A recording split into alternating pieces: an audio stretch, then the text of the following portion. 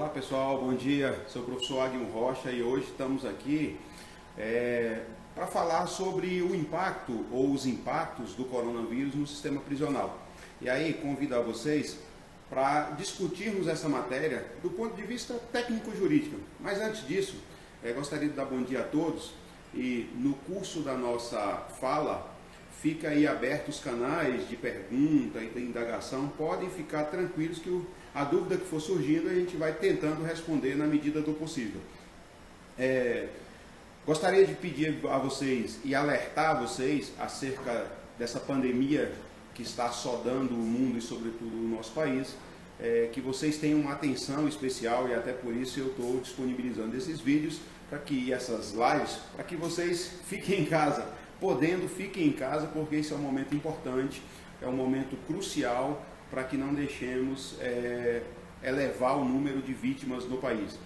Então, dentro dessa possibilidade, nós estamos fazendo o possível para ajudar, para contribuir no estudo de todos.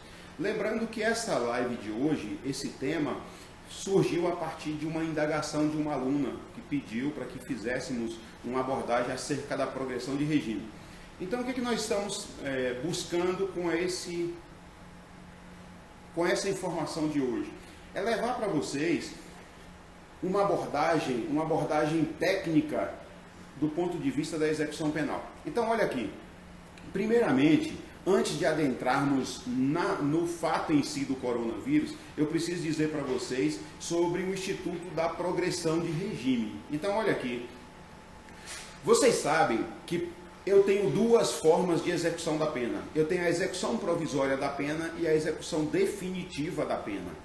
Por que essas matérias são importantes? Porque uma depende de uma resolução do CNJ. O CNJ tratou da progressão provisória da pena, enquanto que a progressão ou o cumprimento definitivo da pena, a execução definitiva da pena, é tratado na Lei de Execução Penal, artigos 105 e 106 da Lei 7210 de 84, conhecida como LEP. Então, preste atenção, todas as vezes que eu falo de cumprimento de pena, eu tenho que perpassar, eu tenho que visualizar 3 regimes prisionais e é esse ponto que eu preciso que vocês atentem. Olha aqui. Quando o juiz dosa a pena, naquele sistema trifásico de dosagem da pena, entre as circunstâncias judiciais do artigo 59, as circunstâncias ambulatorial do artigo 61, 62, 65 e 66, e na hora de fixação da pena definitiva, que ele passa pela causa especial de aumento e causa especial de diminuição, ele tem que fixar um regime. E todos vocês sabem que lá no artigo 33 do Código Penal, eu tenho 3 espécies de regime. Primeiro, regime fechado. Segundo, regime semiaberto. E terceiro, regime aberto. Olha aqui a atenção.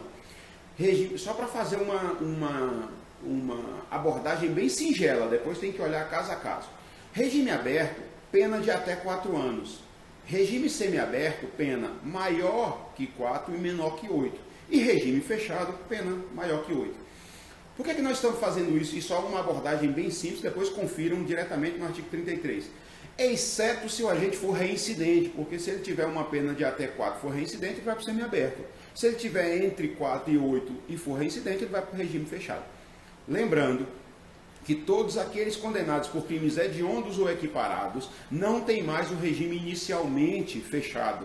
Por quê? Porque o Supremo declarou isso inconstitucional, o parágrafo 1º do artigo 2º da Lei 8.072 de 90, conhecido como Lei dos Crimes Hediondos. Então, muita atenção que o regime é fixado com base na quantidade de pena. Pronto. Feito isso, estabelecido a pena, estabelecido o regime, necessariamente o juiz determina a expedição de carta de guia. Carta de guia vai para a execução penal para iniciar o cumprimento da pena.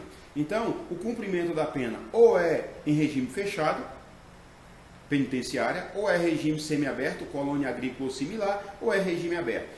E aqui, 2 regimes vai importar para a nossa matéria de hoje. Quais são os 2 regimes? O regime fechado e o regime semiaberto.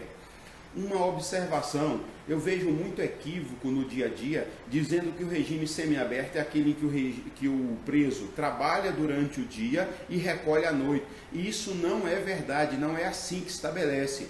Regime semiaberto é preso. O condenado vai preso. Qual é a diferença? A diferença é o rigor do regime. Tá bom? A diferença é o rigor do regime. Então, olha o que eu preciso que vocês atentem para essa matéria. Dentro da nossa estrutura, dentro da nossa proposta de progressão de regime, eu tenho que atentar para o regime fechado e o regime semiaberto. O que isso significa? Significa que dentro do regime fechado e dentro do regime semiaberto, eu tenho que falar de um instituto chamado progressão de regime. A progressão de regime dentro do sistema prisional, a partir da Lei 7210 de 84, ela é fixada em 1/6. Significa dizer que, imagine, o agente que foi condenado a 6 anos, depois dessa condenação a 6 anos, ele tem que cumprir 1/6 para que ele progrida para o regime aberto. O agente que está no regime fechado, imagine, uma pena de 12 anos, ele tem que cumprir 1/6 para ir para o regime semiaberto. Isso é o sistema da progressão de regime. Isso está lá no artigo 112 da LEP, tá? Por que eu chamo a atenção para isso? Porque não é possível alguém progredir de regime sem cumprir requisitos objetivos e subjetivos. O subjetivo, por exemplo, bom comportamento carcerário. O bom comportamento carcerário é sempre verificado na progressão de regime. Não prática de falta, por exemplo. Por quê? Porque o STJ tem a súmula 534. Segundo a súmula 534 do STJ, a prática de falta considerada grave interrompe o curso da progressão de regime. Então, todas as vezes que se falar em progressão de regime, vocês devem atentar para a eventual falta grave, que está lá no artigo 50 ao 52, tá? Da Lei de Execução Penal. Então, este é o primeiro ponto. Qual é o ponto seguinte? O ponto seguinte é que o cumprimento de 1/6 é para crimes comuns. Crimes comuns. Quando se tratar de crimes considerados hediondos ou equiparados, ou seja, crimes hediondos são todos aqueles que estão previstos no artigo 1º da Lei 8.072 de 90, descrito como crimes hediondos. E os crimes equiparados? Tráfico de drogas, Lei 11.343 de 2006, tortura, Lei 9.455 de 97 e terrorismo, Lei 13.260 de 2016. Tá? Então, os crimes hediondos, tráfico, tortura e terrorismo, eles têm uma progressão diferente. Por quê? Porque a própria lei dos crimes hediondos, lá no artigo 2º, parágrafo 2º, diz que quando se tratar de crimes hediondos ou equiparados, tráfico, tortura e terrorismo, a progressão se dará em 2/5, ou seja, 40% da pena se ele for primário e 3/5 se ele for reincidente. Ok, feito esse alerta, você precisa ter uma atenção a outra questão. Qual é a outra questão? Essa previsão de 2/5 para primário e 3/5 para reincidente, para crimes hediondos ou equiparados, tem um marco. Qual é o marco? Só é aplicável para os crimes cometidos a partir de 29 de março de 2007. Você poderia perguntar, Agno, por que disso?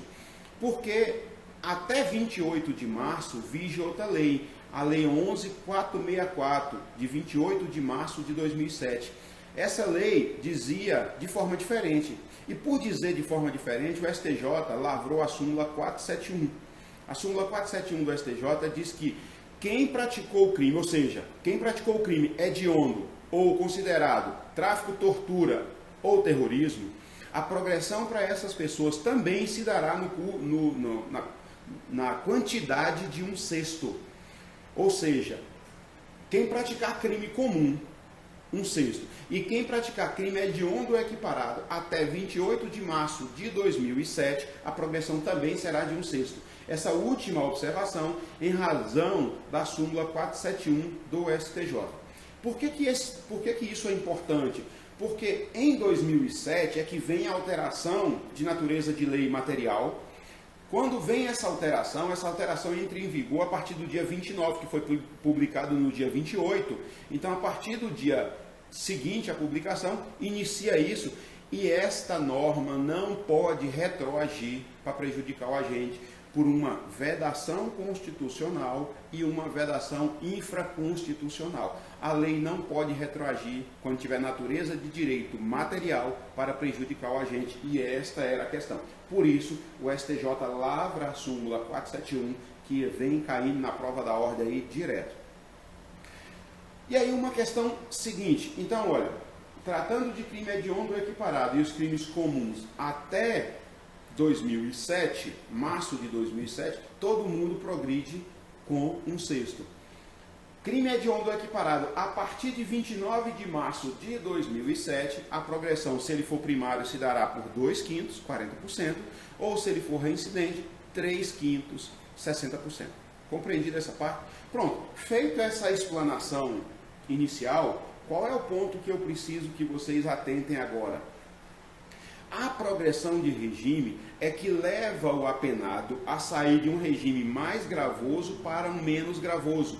Isso diz a doutrina que é um benefício, um beneplácito, uma benevolência do Estado por uma questão de política criminal. E aqui eu abro um parênteses para dizer, por isso, dentro da previsão do artigo 5º, inciso 46 da Constituição Federal, haverá sempre uma individualização da pena. É por isso que sempre que o Poder Legislativo coloca regime integralmente fechado ou regime inicialmente fechado, o Supremo, quando enfrenta essa matéria, por duas oportunidades, declarou e sempre vai declarar a inconstitucionalidade dessa matéria. Por quê? Porque ninguém pode iniciar num regime e nele terminar. Porque para que isso aconteça, para que haja o ingresso no estabelecimento prisional e a saída do estabelecimento prisional, ele precisa passar por etapas, por fases, porque imagine alguém passar integralmente o regime fechado, não tem como se quantificar, como se verificar, como se aferir que essa pessoa está melhorando, está evoluindo. Porque olha aqui, quais são os objetivos da pena? O objetivo da pena, primeiro, é punir. Se você não estudou, depois volte lá e estude as teorias ou as finalidades da pena. Teoria objetiva, teoria subjetiva, teoria unitária. Por que eu preciso disso aqui? Porque o artigo 59, se você verificar a parte final do artigo 59, ele vai dizer que a pena tem duas funções. Uma, punir, e a outra, ressocializar. Eu não gosto muito da palavra ressocialização, eu entendo mais como reinserção social do condenado. Mas tudo bem. Então, quando o Estado, dentro do seu direito de punir, lavra uma sentença penal condenatória e manda executar a pena, ele está cumprindo a sua primeira função, que é punir o agente. Mas ele não pode só punir dentro daquelas teorias das prevenções. Prevenção geral, prevenção especial, prevenção geral positiva, prevenção geral negativa, prevenção especial positiva e negativa. Então, dentro dessas prevenções, eu também tenho, como diz a lei, ressocialização. Depois deem uma olhadinha, tanto no artigo 10, quanto no artigo 28 da Lei de Execução Penal, que vocês vão observar que esses dois requisitos estarão presentes sempre na execução penal. Por que eu estou dizendo isso? Porque necessariamente o Estado brasileiro, por uma questão de política criminal, o agente tem que ingressar num regime mais gravoso e ir progredindo para que ele faça a sua reinserção social. Por isso que eu chamo de reinserção social e não de ressocialização. Porque ressocialização é você socializar alguém que já está sociável. E normalmente, pela maioria dos agentes que praticam o crime, você vê que ele não tem sociabilidade, ele não tem inclusão social. Pelo contrário, ele está à margem da sociedade, porque são negros, pobres. Então, a maioria disso é o que ocorre, então é o que não justifica. O que não justifica a prática do crime, mas é só uma questão de entendimento de como isso ocorre. Então, o agente ingressa, é por isso que esse regime integralmente ou inicialmente fechado para a quantidade de pena, o Supremo diz, não, isso não pode, porque isso viola o princípio da individualização da pena trazido pela Constituição Federal lá no artigo 5º, tá? Depois dei uma atenção especial a isso no estudo de vocês. Por que eu estou dizendo isso? Porque para eu sair do regime fechado, que é uma penitenciária, e ir para o regime semiaberto, que é um regime menos gravoso, eu preciso cumprir certo tempo de pena. Esse critério é critério objetivo. Então, olha aqui, para a progressão de regime prisional, eu tenho duas regras. Primeira regra, cumprimento dos requisitos subjetivos. Exemplo, bom comportamento carcerário. E cumprimento de requisito objetivo, tempo de pena. Tempo de pena. Existem algumas regras, por exemplo, que tem um requisito que às vezes ele passa ou ele perpassa pelo subjetivo e objetivo. Por exemplo, o exame criminológico. A súmula 439 do STJ traz acerca da exigência do exame criminológico, fazendo uma referência ou reforçando a disposição do artigo 8º da LEP. Então, mas dentro dessa estrutura, eu preciso cumprir requisito objetivo. E qual é a regra principal do requisito objetivo? É tempo de cumprimento de pena. Ou seja, eu preciso cumprir 1/6 dentro daquela estrutura que nós já falamos, ou eu preciso cumprir 2/5 ou 3/5 dentro daquela outra estrutura que nós falamos. Não cumprimento de tempo de pena, ou seja, de cumprimento de requisito objetivo, não pode haver a progressão de regime prisional. Qual era a única exceção que nós tínhamos dentro da execução penal? Ou não era bem uma exceção específica, mas quando a Lei de Organização Criminosa veio para a estrutura do ordenamento jurídico brasileiro, a Lei 12.850 de 2013, tem uma previsão lá que o colaborador, mesmo sem ter cumprido o tempo exigido por lei, ele poderá ser beneficiado. Mas aí é uma questão também de política criminal, mas um meio que o Estado achou daquela pessoa envolvida com um crime que queira colaborar, ela obtenha benefício do Estado. Então, um dos benefícios que o colaborador, no caso de organização criminosa, poderia obter é a progressão antecipada de pena ou de progressão de regime, mesmo sem ter cumprido requisitos objetivos. Essa era a questão. Hoje, a partir do impacto do coronavírus, o Covid-19, nasceu uma nova discussão que está sendo aplicada. Que discussão é essa? A discussão é a pandemia declarada pela OMS e que foi nominada de Covid-19, a pandemia pelo novo coronavírus, pode ensejar a progressão antecipada de regime? E a resposta é sim, pode. Aqui também é uma questão de benevolência do Estado e uma questão de política criminal. Por quê? Porque todos vocês sabem que os estabelecimentos prisionais do Brasil vivem superlotados. Exemplo, uma cela onde consta de estrutura 6 metros quadrados, essa cela, via de regra, acomoda mais de 20, na maioria mais de 30 detentos.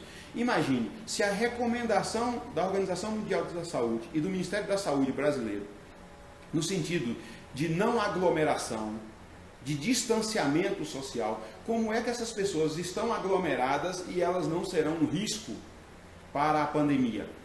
Então, em virtude disso, no dia 17 de março, agora de 2020, o Conselho Nacional de Justiça lançou a Recomendação 62. O CNJ lança a Recomendação 62 e no mesmo dia, quase que concomitante, o ministro Celso de Mello, num ato chamado TPI, Tutela Provisória Incidental, na ADPF 347, o ministro Marco Aurélio Mello faz uma recomendação, e ele faz uma recomendação, defere a liminar, mas essa liminar vai ser submetida ao plenário. Então ele defere uma liminar no sentido de orientar os juízes de primeira instância e os juízes da execução penal, juízes de primeira instância não, os juízes de todos os tribunais do país, no sentido de atentar para a Covid-19, no sentido de afastar a aglomeração de pessoas. E o que foi isso? Então você junta a recomendação 62 do CNJ e a TPI do ministro Marco Aurélio na DPF 347 no sentido de várias possibilidades. Por exemplo, só um alerta. Quem estava em prisão provisória, uma das recomendações, só para que vocês entendam, quem estava em prisão provisória, ou seja, ainda aquele que não tem sentença penal condenatória transitada em julgado ou não tem execução provisória da pena ainda definida, o tribunal, o Supremo e depois o CNJ indicou para o juiz que revisitasse todas essas prisões cautelares no sentido de verificar a possibilidade de substituição delas por medidas cautelares diversas da prisão. Para quê? Para extrair do sistema prisional essas pessoas para evitarem a contaminação. E aqui tem uma questão muito óbvia, mas muito salutar. que o sistema prisional não conta com os estabelecimentos médicos ou estrutura de saúde necessária para atendimento em caso de ocorrência do Covid-19 no estabelecimento prisional, de estruturação de atendimento desses pacientes. Eu não sei se vocês sabem, dentro do sistema prisional é o maior índice de tuberculose. É o maior índice de tuberculose, além de outras doenças. Então imagine, essas pessoas que estão no estabelecimento prisional, essas pessoas estão com imunidade baixa, então elas acabam sendo pessoas de risco, ou elas têm fatores de risco. Então assim, o que o CNJ diz? Olha, atentar-se para as pessoas idosas que estão presas, para as mulheres, para pessoas portadoras de HIV, para pessoas portadoras de câncer, obesidade mórbida, ou aquelas pessoas que têm imunidade baixa. O que o CNJ e o Supremo diz? Olha, troca essas prisões cautelares por prisão domiciliar para afastar o risco no estabelecimento prisional. Porque o estabelecimento prisional hoje, que conta com mais de 700 mil presos, isso é um risco iminente. Aí, fazendo essa correlação, olha aqui para que vocês tenham uma atenção. O STJ, agora, nessa semana, julgou o HC, o ministro concedeu uma liminar no HC 568693 do Espírito Santo, o ministro Sebastião Reis, concedendo, e foi num caso específico e estendeu para o país inteiro. Olha que questão interessante. Todos aqueles presos que estavam assim efetivados, ou seja, recolhidos do estabelecimento prisional, porque não recolheram a fiança, imagine, foi concedido a um preso a liberdade provisória, mas para isso ele teria que recolher fiança. E ele não recolheu a fiança porque não tinha dinheiro, não tinha como fazê-lo, e ele permaneceu preso. Esse HC 568693 do Espírito Santo, dessa semana, disse o seguinte, ó, libere, revogue, retire do estabelecimento prisional todas as pessoas que estão segregadas em virtude do não recolhimento de fiança. Qual foi o fundamento? Covid-19, recomendação 62 do CNJ. Só para que vocês entendam a importância dessa matéria. E aí, olha agora o nosso paralelo, olha o nosso foco. O nosso foco é, e isso também se aplica à progressão de regime? Sim. Então, olha atenção, o que os juízes da execução penal foram instados a fazer? Eles foram chamados a verificar todas aquelas pessoas que estavam dentro do grupo de risco ou que poderiam obter benefício antecipado a fazê-lo, a conceder. Então, o que isso acontece? Imagine, olha um exemplo, imagine um preso que está no regime semiaberto, mas que não tem qualquer benefício de saída, por exemplo, e ele só vai poder progredir de regime setembro, outubro, mas ele tem um bom comportamento carcerário, mas não cumpriu, por exemplo, o tempo máximo de prisão exigido para a progressão. O juiz da execução foi instado a antecipar esse cumprimento para agora, em razão do Covid. O que é isso? Isso nada mais é do que a quebra de uma regra objetiva. Se ele deveria cumprir um sexto e não cumpriu, ele não poderia progredir. Mas em razão da pandemia instalada no mundo, e sobretudo no Brasil, em razão do Covid-19, os juízes da execução penal têm concedido de forma antecipada a liberação desse preso. Preste atenção, quem quiser atentar para o Instituto da Saída Temporária, dê uma olhada do artigo 122 ao artigo 125 da Lei de Execução Penal. Vocês vão ver que o artigo 123 traz requisitos. Por exemplo, qual o requisito? Bom comportamento carcerário e cumprimento do tempo de pena. Aí você vai ver que o cumprimento do tempo de pena vai ser ponto fundamental para o Covid. O Covid agora colocou na estruturação de que eu posso excepcionalizar o tempo exigido por lei para evitar a aglomeração.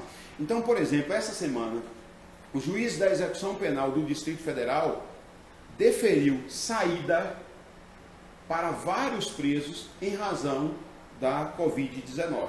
Então, isso significa que a pandemia instalada no mundo gerou uma nova discussão no âmbito da execução penal. Qual foi o impacto disso? O impacto disso foi chamar os juízes da execução penal para que atentasse para a possibilidade de progressão antecipada de pena ou concessão de prisão domiciliar para presos, para evitar contaminação no estabelecimento prisional. Isso significa que essa pandemia veio para o ordenamento jurídico como uma regra excepcional e fora de prumo. Por quê? Porque afastou toda aquela exigência trazida por lei, ou de 1/6, ou de 2/5, ou até de 3/5 se o agente for reincidente. O que o CNJ e o Supremo disse? Olha, para evitar, ou melhor, para proteger a saúde, a vida e a própria dignidade humana dos presos, eu convoco os magistrados a conceder prisão domiciliar ou progressão antecipada desses regimes para que extraia do estabelecimento prisional esses presos. Lembrando, e só para que vocês tenham uma atenção bem importante, aí isso serve inclusive para quem está estudando para a prova da ordem. Vocês sabem que eu disse que nós temos 3 regimes: fechado, semiaberto e aberto. Nenhum preso pode sair do regime fechado e vir direto para o regime aberto sem passar pelo regime semiaberto. Por que ele não pode? Porque a súmula 491 do STJ, a súmula 491, veda a chamada progressão per salto. Não é possível a chamada progressão per salto. Por que isso não é possível? Porque o CNJ, o STJ, vedou aquilo que seria um salto na progressão. Esse salto na progressão é para evitar que o agente saia do regime fechado direto para o regime aberto. Mas essa súmula, se você atentar para o que está ocorrendo com relação ao Covid-19, isso está ocorrendo de forma excepcional. Por quê? Porque nós vivemos num momento excepcional, extraordinário. E isso foi possível oportunizar aos presos a saída. Agora, olha uma crítica pessoal e do ponto de vista jurídico. Eu, como estudioso do direito penal, olhando essa questão das recomendações tanto do CNJ quanto do Supremo, essas recomendações aconteceram de forma salutar em alguns casos, mas em outros casos não ocorreu nada. Tem juízes que sequer estão apreciando. Por exemplo, tem casos específicos meu, que ministro nem manifestou ainda, em que o paciente é portador de câncer. Então isso parece que às vezes depende de cada caso e não deveria ser. Lembre-se, a recomendação do CNJ, que não é uma imposição, é uma recomendação, e a recomendação do ministro, que não foi uma decisão para todo mundo, ela deveria ser olhada pelos juízes de primeiro grau, segundo grau e até do STJ, e também para os juízes da execução, no sentido de, dentro daquelas possibilidades de recomendação e analisando o caso concreto, deferir a saída antecipada do estabelecimento prisional ou a conversão para a prisão domiciliar para aquelas pessoas que estão no grupo de risco, sobretudo a do grupo de risco para a proteção da vida e da dignidade humana. Mas esses casos, infelizmente, nós sabemos que não ocorre dessa forma. No direito penal, uma coisa é a teoria, na prática é totalmente diferente. A prática não ocorre como nós falamos. Então, assim, essa é a minha observação. E uma segunda observação, aí, já concordando quando há liberação, é no sentido de que, quando há liberação, nada mais é do que o juiz cumprindo uma recomendação do CNJ e do Supremo. O problema é que, às vezes, esse fato nos atinge como pessoa e não aceitamos essa progressão. Mas nós não podemos olhar isso, porque aquelas pessoas que estão presas, uma hora ou outra, ela vai voltar para a sociedade. E elas não podem ser tratadas como se bicho fosse, como se objeto fosse, como se animais fossem. São pessoas que praticaram uma infração penal, foram punidas pelo Estado e vão pagar a sua pena, mas uma hora ou outra elas vão retornar.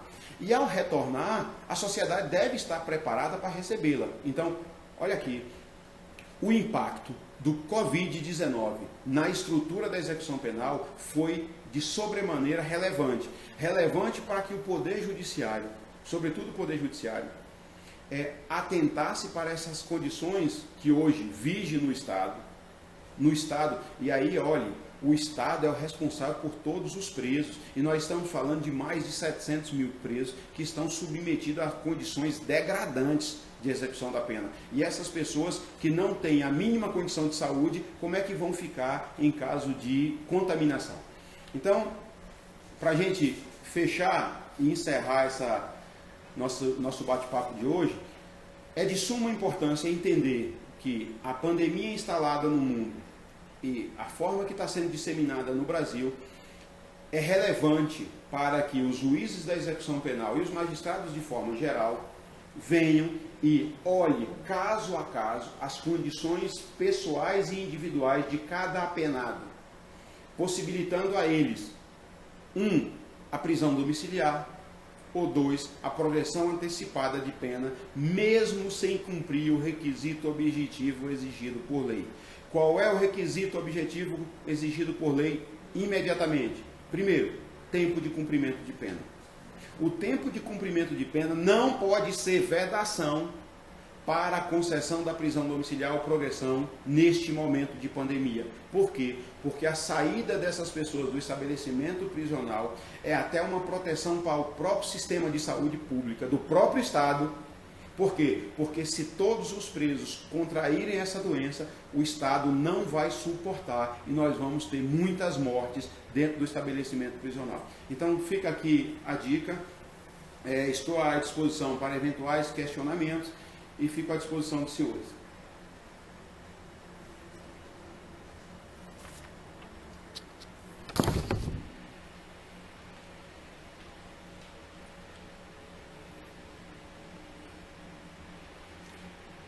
Há duas questões que foram feitas, duas perguntas pelo Rafael e pelo Gabriel.